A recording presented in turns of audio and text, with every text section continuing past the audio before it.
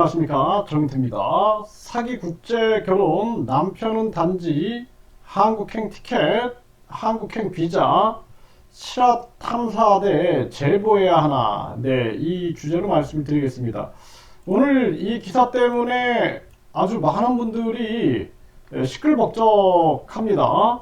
네, 한국 남성과 결혼하더니 곧 이혼, 베트남 남친과 재혼 통계가 말해준다. 매일경제 기사인데요.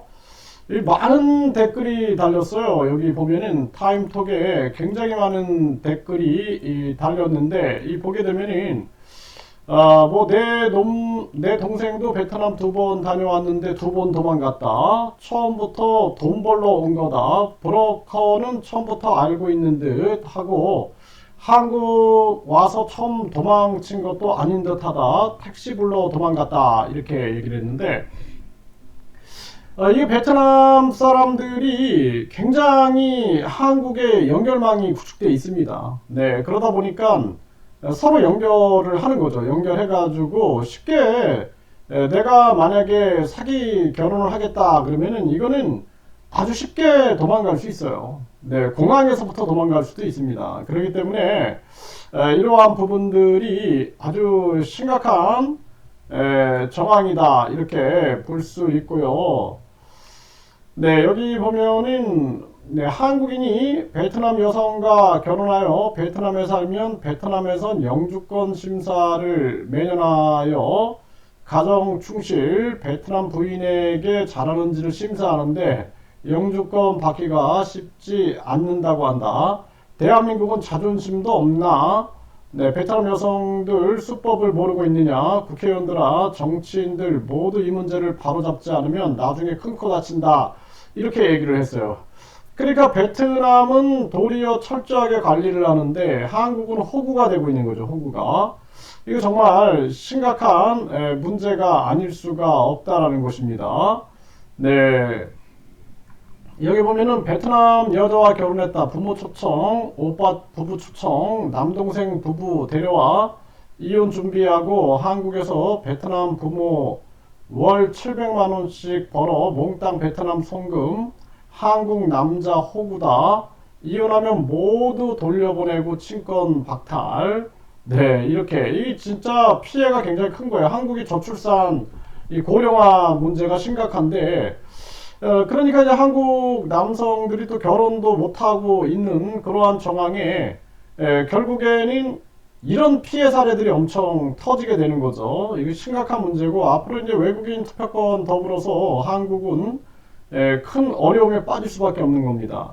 네, 이혼하면 본인 나라로 이혼하면 국적 반납에 한 표. 근데 이게 쉽지가 않죠. 네, 그래서 이 잘잘못을 가리는 것도 쉽지가 않아요. 그래서 제가 아는 분도 보면은 부인이 계속 각종 어려움들을 만들어낸대요. 뭐 이렇게 부부 관계도 안 하고 그리고 다른 남자하고 통화하고 뭐 요리도 안 하고 심지어는 뭐 아무것도 안 한다는 거예요. 청소도 안 하고 그리고 나서 말다툼을 하게 되면은 결국에는 폭력을 유도하게 해가지고 그래가지고 폭력을 당했다 해갖고 이혼 소송을 하는 경우도 많이 있다라는 것입니다. 네, 이게 한국이 보통 문제가 아닐 수가 없습니다. 네, 이거 굉장히 많은 댓글들이 달려서 저도 이거 읽어보고 깜짝 놀랐습니다. 이거 보통 문제가 아니에요. 뭐 댓글이 끝나지가 않아요. 끝이 안 나죠. 이거 보세요. 이 정도로 한국에 국민들이 관심을 갖고 있다라는 것입니다. 이거 끝이 안 나잖아요. 댓글이 끝이 안 납니다. 이게 왜냐하면은 많은 사람들이 공감대를 겪고 있는 그러한 문제고 그리고 이것이 이제 우리 사회에 큰 문제가 되고 있다라는 것을 말해주고 있는 거죠. 네, 제가 전부터 이런 문제에 대해서 영상으로 다뤄왔는데 이거 이제는 뭐 실화탐사대 보도 제보를 해가지고 이거 보도를 해야 되지 않나 하는 생각까지 듭니다. 그래서 이런 사례가 굉장히 많아요. 굉장히. 네, 그래서 이거 뭐 끝이 없습니다. 이거 뭐 이 댓글이 끝이 없어요. 그러니까 한국은 저출산 고령화 문제 이것이 굉장히 심각한 그러한 정황이고 이 지금 이런 상황을 틈타서 뭐 결혼 업체들도 잘하는 업체들도 있겠지만, 그게 아니라 이게 잘못 뭐 돈만 추구한다든지 그러면은 이거 문제가 될 수 있죠. 그래서 결혼 과정을 다 이 전수조사를 하고 뿐만 아니라 이 이혼 과정, 이혼 과정을 전수조사해야 한다라는 거예요. 네, 여기도 보면은 한국 국적 탈취 수법, 한국 늙은 남자랑 매매혼을 한다. 입국 후에 외국인 등록증을 발급받는다. 이혼하기 위해 시비를 건다. 살림 안 하기, 잠자리 안 해주기, 가출, 외박, 친정의 큰돈 요구. 이런 사례들이 거의 레파토리가 비슷해요, 보면은. 네, 남편이나 시어머니 화를 내면 구타를 당했다고 다문화센터에 신고한다. 다문화센터에서 경찰에 신고해서 남편을 유책으로 만들어 강제 이혼시킨다. 위자료를 받으면 절반을 이거는 뭐 확인 안 됐으니까 뭐 무슨 센터에서 먹고 나머지 절반은 여자가 먹는다. 이거는 확인이 안 됐기 때문에 뭐 다문화 센터에서 경찰에 신고해서 남편을 유책으로 만들어 강제 이혼시킨다. 이것도 확인은 안 됐죠. 그런데 다문화 센터에 신고는 할 수 있죠. 근데 다문화 센터에서도 중립을 유지를 해야죠. 중립. 네, 다문화 센터에서 경찰에 신고해서 남편을 유책으로 만들어 강제 이혼시킨다. 네, 다문화 센터가 강제 이혼을 시킬 수는 없죠. 네, 이 강제 이혼이라는 것은 이거는 이제 뭐 법정에서 해야 될 문제니까 이 부분은 이제 우리가 확인이 필요한 부분이고 위자료를 받으면 다문화 센터에서 먹고 나머지 절반은 여자가 먹는다. 이것도 마찬가지로 확인이 필요한 부분입니다. 본국에 숨겨둔 남편이나 남친 아이들을 한국으로 초청한다. 뭐 이거는 이제 충분히 뭐 저도 19년을 외국인들을 한국어를 가르쳤기 때문에 이런 부분들은 저도 굉장히 잘 알고 있죠. 한국 남성과 결혼해서 한국 국적을 얻었다면 이혼하면 국적도 폐기해야 하는 게 맞지 않냐? 이렇게 얘기를 했는데 이게 쉽지 않은 거예요, 이게. 이게 귀책 사유 때문에 그렇게 귀책 사유. 그 귀책 사유에서 남편 잘못 또는 귀책 이제 자녀가 또 있다. 예를 들어서 내가 자녀가 있는데 예를 들어서 그 자녀를 두고 베트남으로 보내버린다. 이거는 또 인권적인 문제가 있겠죠. 그렇기 때문에 이거 냉철하게 우리가 판단할 필요가 있다라는 것입니다. 주변에 국제 결혼하고 폐가 망신한 집 열어봤습니다. 이런 얘기를 하죠. 이게 참 심각한 문제가 아닐 수가 없어요. 매월 30만원 정도 친정으로 보내고 애 낳고 도망가는 게 다반사인데 2억 정도 있으면 실버타운 가서 편하게 건강하게 살 수 있습니다. 이렇게 얘기를 하고 있어요. 이혼하면 국적 베트남으로 해라. 이혼만 당한다. 국회 일좀에 뭐 이렇게 해가지고 또 많은 분들이 의견들을 이렇게 쓰고 있는 그러한 정황입니다. 베트남은 정조관념이 없는 문화라 여자를 잘 보고 골라야 합니다. 근데 이게 이제 처음부터 계획한 사람들이 문제예요. 제가 베트남 같은 경우에는 거의 19년을 오갔기 때문에 왔다 갔다 뭐 특강도 가고 출장도 가고 교육도 가고 여행도 가고 하면서 다양하게 오갔기 때문에 잘 알고 있죠. 그렇기 때문에 이 사람 나름이에요, 사람 나름. 이 베트남도 예를 들어서 내가 국제결혼 사기쳐야겠다. 원래 이제 계획이 있었던 그런 사람들은 이렇게 100% 가는 거고, 그렇지 않고 훌륭한 사람들도 많아요. 그건 우리가 봐야 됩니다. 그래서 저도 많은 학생들을 가르쳐 보면은, 저 학생은 사기 결혼을 하는 학생이구나.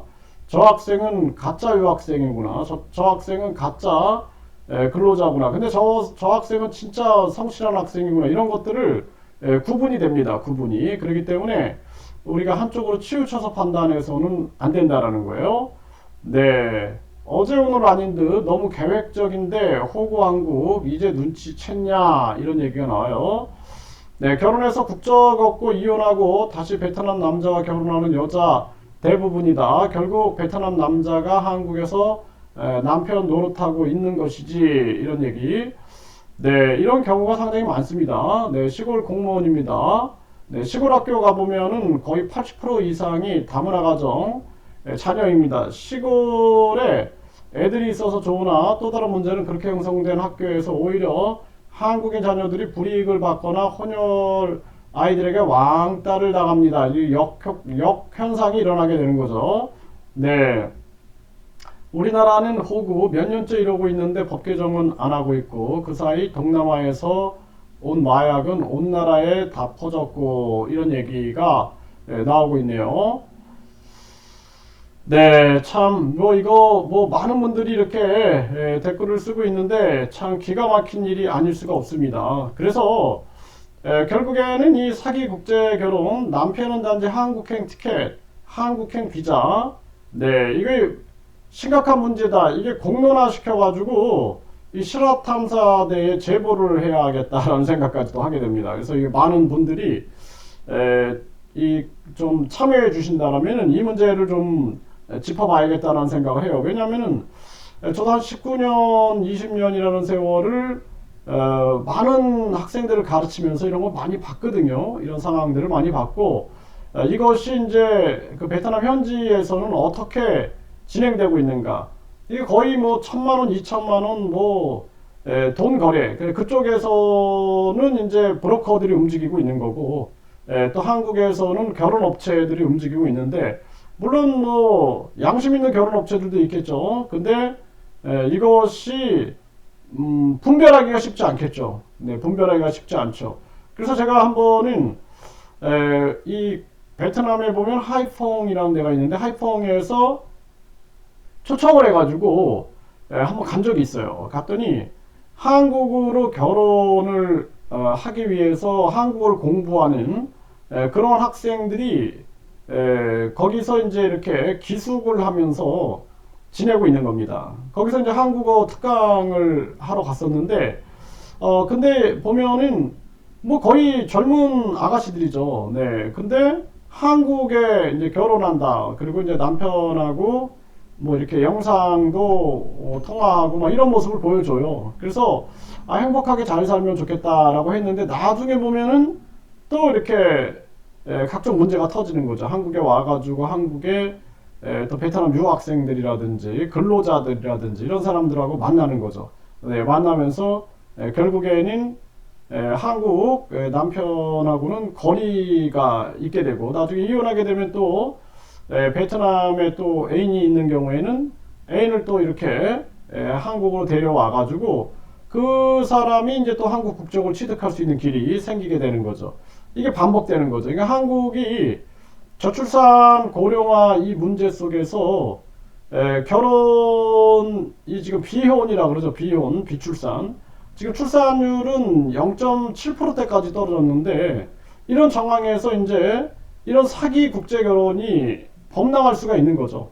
네, 그리고 이제 외국인 투표권까지 주고 있고 나중에는 이제 한국 같은 경우에는 결국에는 네, 나락으로 떨어지게 되고 붕괴될 수밖에 없는 겁니다. 이 문제에 대해서 단순하게 그냥 한 남성과 한 여성의 문제를 볼 게 아니라 이거는 우리 사회의 큰 문제다. 이거 함께 고민하지 않으면 안 된다라는 생각을 하게 됩니다.